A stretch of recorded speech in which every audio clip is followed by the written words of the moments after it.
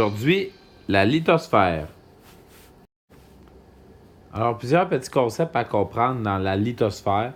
Le premier, la différence entre minéraux, minerais et roches. Alors, un minéraux, c'est un corps inorganique dont la composition et les propriétés sont bien définies. Ça peut être du fer, du cuivre, il y en a plein de sortes. Un minerai, c'est une roche dans laquelle il y a une sorte de minéraux. Exemple, un minerai de fer, c'est une roche dans laquelle il y a du fer, puis on va la traiter pour sortir le fer. Et une roche, souvent, c'est un solide hétérogène dans lequel il peut y avoir plusieurs sortes de minéraux. Alors, dans une roche, souvent, on va trouver du minerai, et dans le minerai, on va trouver des minéraux. Alors ça, c'était le premier concept.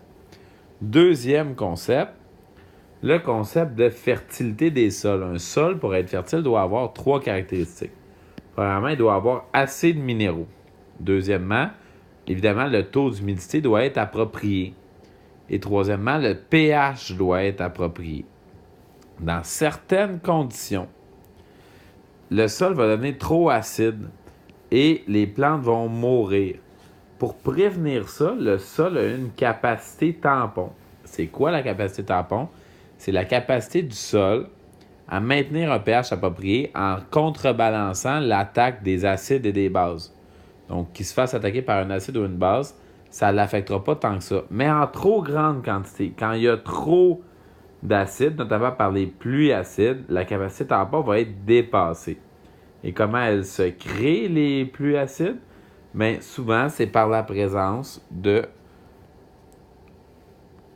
SO2 et de NOx, donc des oxydes d'azote, qui vont être créés par quoi? Les usines et les voitures. Ces gaz-là vont aller dans l'atmosphère, vont se mélanger à l'eau et ça va donner des pluies acides.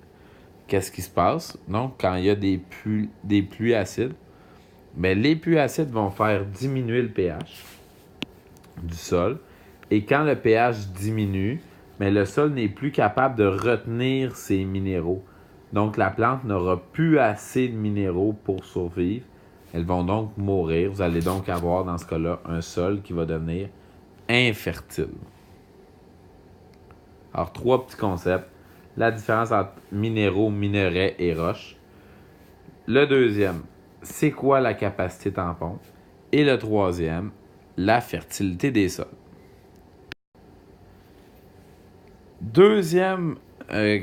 Un quatrième concept, en fait, donc deuxième grande série de concepts, le pergélisol. Le pergélisol, c'est un sol dont la température est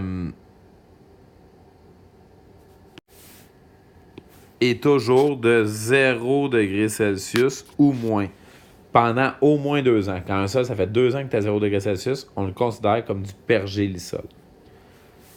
Il y en a beaucoup dans le Grand Nord canadien. Alors, à cause de l'effet de serre actuellement, l'effet de serre anormal, ce qui se passe, c'est que l'atmosphère se réchauffe, donc le sol, le pergélisol, il dégèle. Mais dans le pergélisol, il y a des réserves de CH4 qu'on appelle du méthane.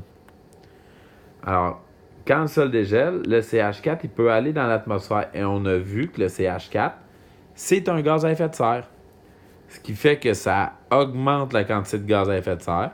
Ça augmente donc l'effet de serre. Il y a donc plus de CH4, plus de gaz à effet de serre, plus d'effet de serre, plus de CH4, et ainsi de suite en boucle. Le problème avec le pergélisol, c'est la réserve de CH4. Alors, c'était tout ce que vous aviez à apprendre pour la lithosphère.